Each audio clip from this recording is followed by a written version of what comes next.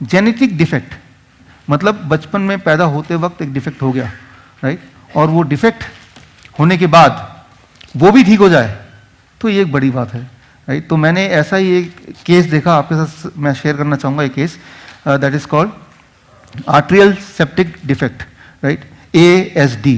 ASD क्या होता है? जब बच्चा पैदा होता है तो हार्ट के 4 चैम्बर होते हैं और 2 चैम्बर के बीच में जो वॉल होता है उस वॉल में छेद, सिंपल भाषा में बोलते हैं हार्ट में होल। छेद होने से क्या होता है, ब्लड को जिस डायरेक्शन में फ्लो करना है उस डायरेक्शन में फ्लो ना करके थोड़ा सा ब्लड उल्टे डायरेक्शन में भी फ्लो करने लगता है। और ऐसे जो लोग होते हैं या तो बचपन में उसको पता नहीं चलता, जब वो 50 साल 60 साल की उम्र में होते हैं तब सिम्टम आने लगते हैं। और इसमें कोई ऑप्शन नहीं होता, सर्जरी से थोड़ी बहुत आयु रहती है या नहीं रहती, that is a debatable, but उस पेशेंट की जो हालत है आखिरी जिंदगी वो बहुत ही मुश्किल से या पेनफुली गुजरती है। तो कुछ समय पहले की बात है, ऐसे एक पेशेंट आए, क्योंकि उनका बेटा जो है वो हमारे साथ डायबिटीज एजुकेटर थे काफ़ी समय से, पिछले 10 सालों से। तो और उसके बाद उन्होंने ये डाइट शुरू किया, और डाइट शुरू करने के बाद उन्होंने 2 महीने के अंदर उनका ऑक्सीजन छूट गया, उनकी दवाइयाँ छूट गई, उन्होंने रिपोर्ट सारे कराए और रिपोर्ट भी सारे नॉर्मल आ गए। हाँ, और इंसिडेंटली वो सज्जन आज हमारे बीच में हैं। सुभाष जी, आप हैं यहाँ पे? अरे देर, प्लीज आइए सर। तो देखिए, जेनेटिक डिफेक्ट जो बचपन में हुआ था वो ठीक हो गया हो, तो ये छोटी बात नहीं है किसी भी एंगल से। आइए सर। इंसिडेंटली मैं आज पहली बार मिल रहा हूँ आपसे, राइट। तो इसका मतलब ये कि मैंने इनको ठीक नहीं किया, इन्होंने खुद को ठीक किया, पहली बात तो ये क्लियर होती है, राइट। और विनोद से मेरी बातचीत होती रहती थी, 10 साल से हम लोग जानते हैं एक दूसरे को, और ये अपने घर पे डाइट कराते थे। लेकिन आगे फिर मैंने आपके सारे डेटा सारा कुछ लिया, इनके मेडिकल रिपोर्ट पहले का, पोस्ट का, हॉस्पिटल्स की रिपोर्ट, और मैंने उसको जर्नल में पब्लिश कराया। वो जर्नल का जो पब्लिश्ड रिसर्च पेपर है मेरा, वो केस स्टडी पेपर, वो पेपर भी आप मेरे साइट में या उस जर्नल की साइट में देख सकते हैं। लेकिन आप 3-4 मिनट में अपने मुंह से एग्जैक्ट चीज़ों को थोड़ा बताइए, सो दैट इससे एक डायरेक्शन मिलेगा। आप सभी का नमस्कार। मेरा नाम सुरेश चंद्र शर्मा है। मैं अजमेर राजस्थान में रहता हूँ।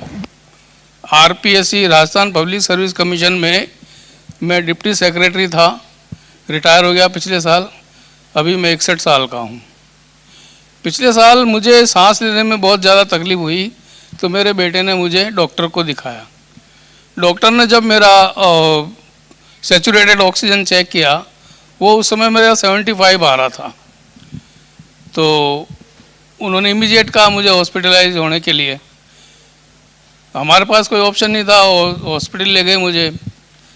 पहले तो अजमेर का बड़ा फेमस अस्पताल है मित्तल हॉस्पिटल, वहाँ दिखाया। उन्होंने मुझे आर्टिफिशियल ऑक्सीजन इनहेल की और मेरे टेस्ट हुए, इकोकार्डियोग्राफी और भी कई सारे 10-20 तरह के टेस्ट। बाद में मैं JLN हॉस्पिटल में एडमिट हुआ और वहाँ भी कंटिन्यूसली 24 घंटे ऑक्सीजन पर ही रहना पड़ता था मुझे।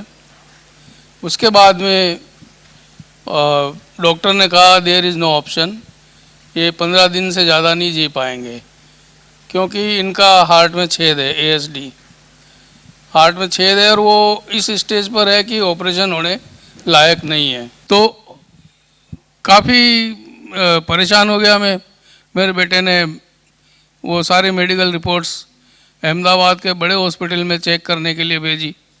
वहाँ खुद गए तो उन्होंने कहा भाई इसका सर्जरी ही एकमात्र इलाज है, और चूंकि ये केस बड़ा क्रिटिकल है अब सर्जरी भी नहीं हो सकती, अब तो इनको बस हॉस्पिटल ले जाओ, वहाँ 24 आवर ऑक्सीजन पर रखेंगे और जितना समय निकल सकता है निकल जाएगा। उसके बाद में मेरे बेटे ने डॉक्टर विष्णुराज चौधरी सर से बात की। उन्होंने मेरी सारी मेडिकल रिपोर्ट्स देखी, फाइल देखी। फिर उन्होंने मेरे को कहा कि जो एक डाइट चार्ट है वो सजेस्ट किया। मेरे पास और कोई ऑप्शन था नहीं। सर्जरी डॉक्टर कार्डियोथोरेसिक सर्जन ही करने से मना कर रहे हैं और मैं कराना भी नहीं चाहता था।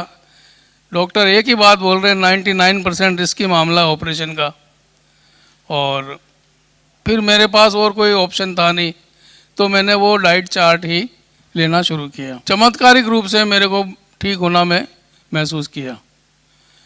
करीब 7 दिन बाद तो मैं हॉस्पिटल से रिलीज़ हो गया, और रिलीज़ होने के बाद ये डाइट चार्ट कंटिन्यूसली लेता रहा। सुबह जूस और जैसा जैसा डॉक्टर साहब ने सजेस्ट किया उस चार्ट को फॉलोअप करता रहा, और लगभग 2 महीने 3 महीने में छुट्टियों पर रहा। कंटिन्यूसली चार्ट को लिया, उसमें मेरे सभी घर वालों का मुझे सहयोग था कि टाइम पर मुझे जूस देना और सैलेड्स देना और जो भी चीज़ उन्होंने सजेस्ट की है वो देना। वो लेते लेते मेरे को ऑक्सीजन लेने की जो ज़रूरत कम हुई, क्योंकि हॉस्पिटल से रिलीज़ होते ही घर पे मेरे पास ऑक्सीजन सिलेंडर थे, और कंटिन्यूसली मतलब एक बड़ा सिलेंडर है जो 17 घंटे ही काम करता था, तो हर दूसरे तीसरे दिन एक बड़ा सिलेंडर आता था। फिर धीरे धीरे मेरा ऑक्सीजन लेना कम हुआ, और करीबन 1 महीने के अंदर अंदर तो मुझे ऑक्सीजन लेने की ज़रूरत ही नहीं रही।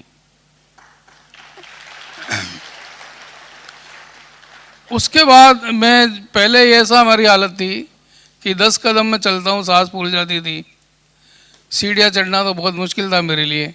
लेकिन अभी हम राजस्थान से फ्लाई करके आए, IGI एयरपोर्ट से मेट्रो में लगभग 5-7 किलोमीटर पैदल भी चले होंगे, कई जगह सीढ़ियाँ भी आई होगी, मैं इजीली चढ़ जाता हूँ।